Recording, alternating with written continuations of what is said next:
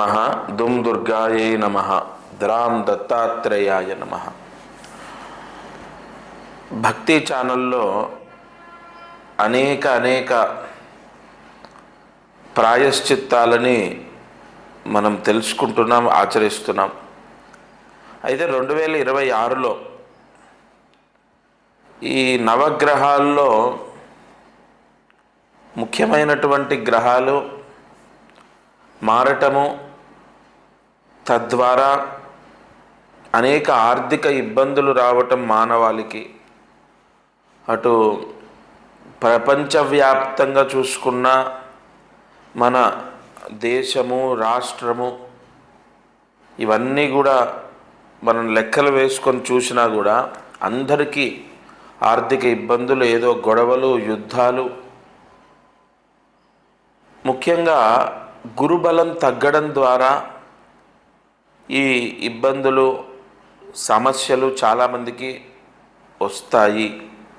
ఈ 2026లో చాలా వరకు ఆర్థిక సమస్యలు, చేతిలో డబ్బు నిలబడకపోవడం, ఎంత సంపాదించినా మళ్ళీ ఫీజులు, ఖర్చులు, ఏదో ఒక విషయంలో డబ్బు అవసరం రావడం, ఇలా చాలా ఇబ్బంది వస్తూనే ఉంటుంది. అసలు మనకు 2026లో విపరీతంగా ధనలాభం రావడం, రావాల్సిన డబ్బులు రావటం, ఆర్థిక ఇబ్బందులు పోవటం అన్న పరిహారం ఏదైనా ఉందా అని చూశాను. ఎందుకంటే 25 అయిపోయింది, మరి 26లో ఈ కష్టాలు పోవాలి, అప్పులు పోవాలి, ఆర్థిక ఇబ్బందులు పోవాలి, ఈ ఆర్థిక సమస్యల వల్ల మనం ఎదుర్కొనే విపరీతమైనటువంటి స్ట్రెస్ పోవాలి. ఒకటి కాదు, కష్టాలు, ముఖ్యంగా డబ్బు వల్ల వచ్చే సమస్యలు చాలా ఉన్నాయి మానవాళికి. అది ప్రపంచవ్యాప్తంగా ఉంది, దేశవ్యాప్తంగా ఉంది, రాష్ట్ర వ్యాప్తంగా ఉంది. అంటే ఒక రకంగా చెప్పాలంటే అందరికీ ఉంది ఆర్థిక సమస్య 2026లో.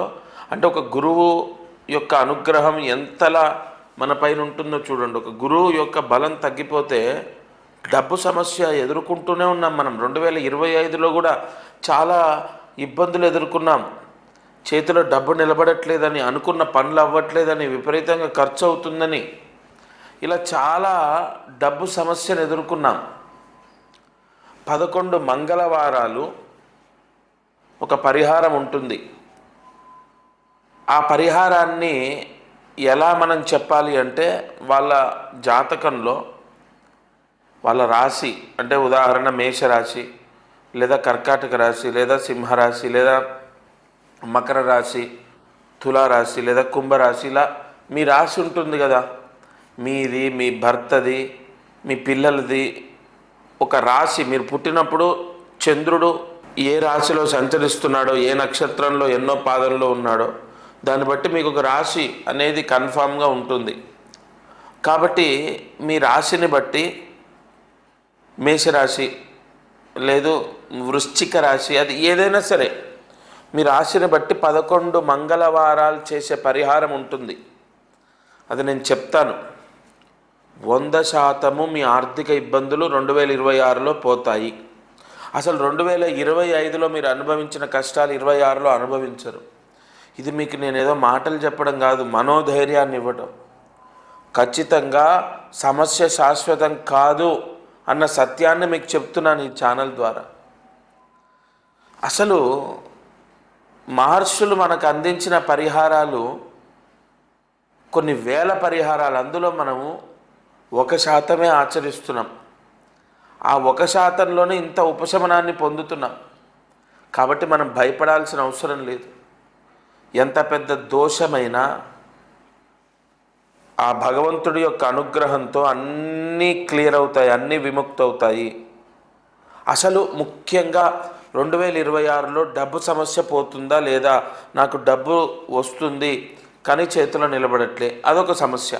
నాకు అప్పులు ఉన్నాయి, అప్పులు ఎప్పుడు తీరుతాయి, ఇదొక సమస్య. లేదు అసలు నాకు ఉద్యోగం లేదు, అసలు ఆదాయమే లేదు. ఉద్యోగం లేదంటే దాని అర్థం ఏంటి? అసలు ఆదాయమే లేదు, ఎప్పుడు వస్తుంది ఉద్యోగం, ఇదొక సమస్య. అంటే ప్రతిదీ మీరు గమనిస్తే డబ్బుతోనే ముడిపడి ఉంటుంది. అప్పులు పోవాలి అంటే డబ్బు రావాలి, వస్తే అప్పులు పోతాయి. ఆదాయం పెరగాలి, జీతం పెరగాలి, ఉద్యోగం రావాలి, లేదా ఖచ్చితంగా రావాల్సిన డబ్బులు రావాలి, ధనము, ఆ లక్ష్మీదేవి యొక్క అనుగ్రహాన్ని పొందడానికి 11 మంగళవారాలు పరిహారం చేయాలి. కొన్ని గ్రహాల యొక్క అనుగ్రహాలు మనకు కలగడానికి 11 మంగళవారాలు చేస్తున్నాం. తద్వారా డబ్బు సమస్య పోతుంది, ఆర్థిక ఇబ్బందులు పోతాయి. కొంతమందికి ఉదాహరణగా నేను రీసెంట్గా చెప్పింది, వృషభ రాశి ఆర్థిక పీడలు, అంటే రావాల్సిన డబ్బు వస్తే ఆర్థిక పీడలు పోతాయి. 11 మంగళవారాలు త్రికోణ భస్మ స్నానం చేయాలి అని చెప్పాను. అంటే విభూది ఆ వృషభ రాశికి సంబంధించి, వాళ్ళ జాతకానికి సంబంధించి మంత్రించిన విభూది నీళ్ళల్లో కలుపుకొని స్నానం చేయాలి. 11 మంగళవారాలు చేయమని చెప్పా. అలా ఎన్నో పరిహారాలు ఉంటాయి. ఆ 11 వారాలు చేశాక ఆ వృషభ రాశి జాతకులకు రావాల్సిన డబ్బు 60% వచ్చింది. మిగతా 40% ఇగో ఇన్ని రోజులు గడువులో ఇచ్చేస్తాము అని చెప్పి వాళ్ళు రాసుకున్నారు. కాబట్టి 100% ఆర్థిక పీడలు పోవడానికి కొన్ని పరిహారాలు ఉన్నాయి. అప్పులు పోతాయి, ఆర్థిక సమస్యలు పోతాయి, మనకు ఆ డబ్బు సమస్య ఉండదు. ఒక ఇల్లు కొనుక్కోవాలి, చేతిలో డబ్బు రావాలి, లేదా చేతిలో డబ్బు నిలబడాలి, లేదా ఒక స్థలం అమ్ముడు పోవాలి, అమ్ముడు పోతే నాకు అప్పులు పోతాయి, లేదా ఒక ఇల్లు అమ్ముడు పోవాలి, లేదా ఒక పొలం అమ్ముడు పోవాలి, అమ్ముడు పోతే నా కష్టాలు తీరుతాయి. అది కూడా ఆర్థిక సమస్యే. అమ్ముడు పోకపోవటం కూడా ఆర్థిక ఇబ్బందే, ఎందుకంటే అది అమ్ముడు పోతే మనకు ఆర్థిక ఇబ్బందులు పోతాయి కదా. కాబట్టి నేను మీకు క్లియర్గా చెప్పేది ఒకటే, మీ రాశి ఏంటో అది నాకు చెప్పాలి. ఆ రాశిని బట్టి మీ జన్మ జాతకంలో మీకు ఆర్థిక పీడలు, అప్పులు పోయే పరిహారం నేను చెప్తాను. డేట్ ఆఫ్ బర్త్ లేకపోయినా సరే, డేట్ ఆఫ్ బర్త్ ఉంది, టైమ్ ఆఫ్ బర్త్ ఉంది, కొంతమందికి టైం తెలియదు, కొంతమందికి డేట్ ఆఫ్ బర్త్ కరెక్టో కాదో తెలియదు. అయినా కూడా మీ రాశి ఏంటో నాకు చెప్తే నేరుగా నేనే మీతో మాట్లాడతాను. ఆ రాశికి సంబంధించి, ఆ జన్మ జాతకానికి సంబంధించి 11 మంగళవారాలు మీరు ఏ పరిహారం చేయాలో నేను చెప్తాను. అపాయింట్మెంట్ ద్వారా ఫోన్లో మాట్లాడతాను, లేదా నేరుగా వచ్చినా కూడా నేను కలుస్తాను. తప్పకుండా 2026లో మీకు ఉన్నటువంటి కష్టాలు, అంటే ఆర్థిక పీడలు అయితే పోతాయి.